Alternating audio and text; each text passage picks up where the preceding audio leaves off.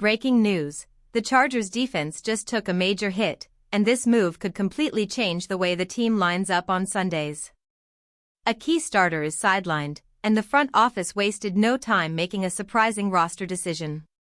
Stay locked in, because what just happened might shape the rest of this season.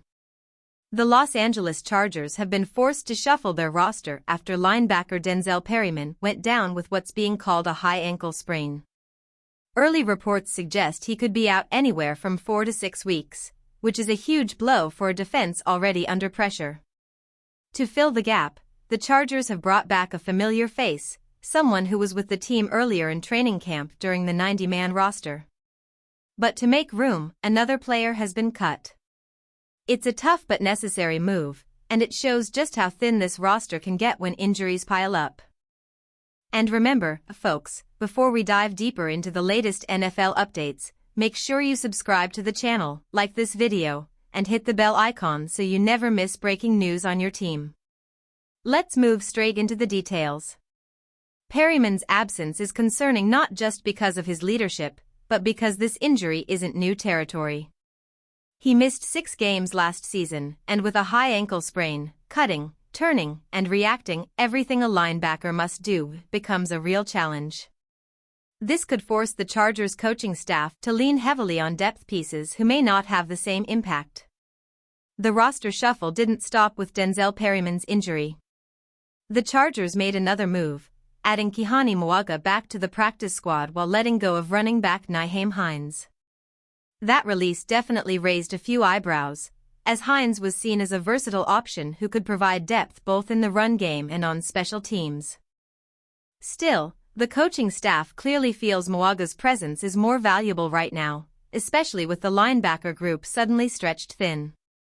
It's a calculated move, protecting the defense while sacrificing some flexibility on offense. And here's the thing: Perryman's absence isn't just about losing tackles on the field. His leadership and veteran voice in the locker room are just as important.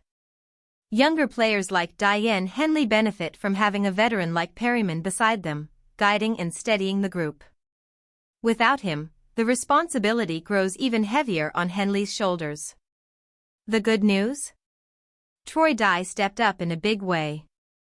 Against tough competition, he logged 33 snaps and delivered 4 tackles, showing he can hold his own. He may not be Perryman, but he gave the defense some much-needed stability when things could have unraveled. Troy Dye wasn't even expected to see the field this quickly, but when his number was called, he answered. Last season, he had to step in under similar circumstances when Perryman went down, and once again he proved he can handle the role. Dye may not grab headlines, but he's reliable, disciplined, and a huge asset on special teams, a role that's often overlooked but absolutely critical. Still, losing Perryman for 4 to 6 weeks is no small matter. That's a significant chunk of the season, and the defense will have to adjust quickly. To help fill the gap, the Chargers brought back Kana'i Mauga, a player who spent time with the team earlier this year. Mauga isn't a household name, but he brings valuable experience from his stint with the Raiders, where he appeared in 17 games across the 2023 and 2024 seasons. Most of that time came on special teams, and that's exactly why his signing makes sense. With Dye likely taking on more responsibility in the linebacker rotation, the Chargers need someone who can step into those high-energy, high-impact special teams snaps.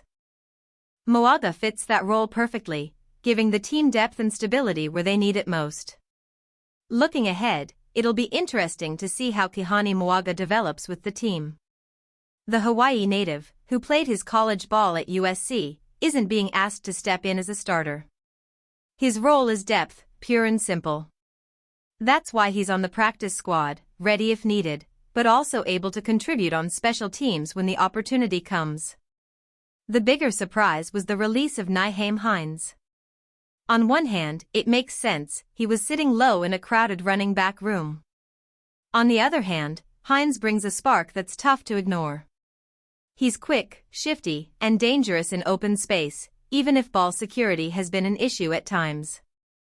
Injuries have slowed him in the past, most notably his ACL recovery, but his talent is undeniable. If he's not picked up by another team soon, the Chargers could always bring him back later if injuries start piling up. For now, though, the decision to let him go signals the team's confidence in the backs ahead of him, while also making room for more defensive depth. Every move the Chargers made this week points to one simple reality: they're preparing for life without Perryman. With divisional matchups ahead, especially against the Raiders, depth becomes critical. Adding Kana'i Mauga gives them a familiar option who knows the AFC West and can step in on special teams immediately if called upon. It may not be the headline-grabbing move fans hoped for, but it's a smart adjustment by the front office. Now, all eyes turn to how long Perryman will be sidelined. 4 to 6 weeks is the early estimate, but high ankle sprains are tricky, and his recovery will be something to monitor week by week. For the Chargers, the message is clear: injuries won't stop them from adapting. This was an important day for the roster, and it could shape how the defense holds up as they march deeper into the season. As we look ahead, the Chargers enter a critical stretch of their schedule where every snap matters. This isn't just about surviving without Perryman, it's about proving that the depth on this roster can rise to the challenge when adversity strikes. The linebacking core will be tested. Perryman's leadership and physicality are difficult to replace, but this is also a golden opportunity for players like Troy Dye and Niheim Hines to showcase what they can do with an expanded role. For Dye, it's about consistency. He's shown flashes in limited action, and now he'll need to carry that momentum into every game. For Hines, it's about stepping into a leadership role sooner than expected. The Chargers drafted him with the future in mind, but the future has arrived faster than anyone thought. Then there's Kana'i Mauga, a player who understands the grind of the AFC West. He's not here to dominate the stat sheet, he's here to do the dirty work on special teams, bring energy to the locker room, and be ready if the defense needs reinforcements. Those roles often go unnoticed, but they can tilt games in the smallest of ways. Meanwhile, the release of Niheim Hines leaves the offense a bit thinner, but it also speaks to the team's confidence in the current rotation of running backs. Austin Ekeler remains the engine, and behind him, the depth chart will need to prove it can handle the workload. If injuries creep in, don't be surprised if Hines' name resurfaces, whether in Los Angeles or elsewhere. The big picture? The Chargers are in a fight not just for wins, but for identity. This is the kind of stretch where a team either crumbles under the weight of setbacks, or rallies together and finds strength in its depth.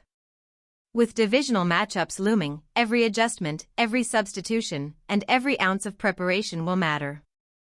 If the replacements hold their ground and the defense stays competitive, this team can weather the storm until Perryman returns.